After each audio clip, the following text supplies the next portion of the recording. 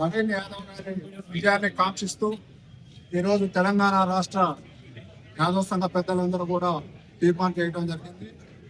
అలాగే Yadava intellectual forum నుంచి కూడా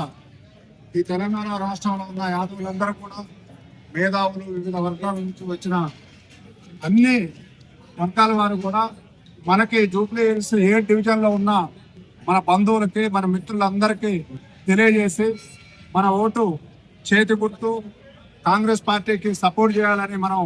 ఇంటలెక్చువల్ ఫోరం నుంచి కోరటం జరిగింది. అలాగే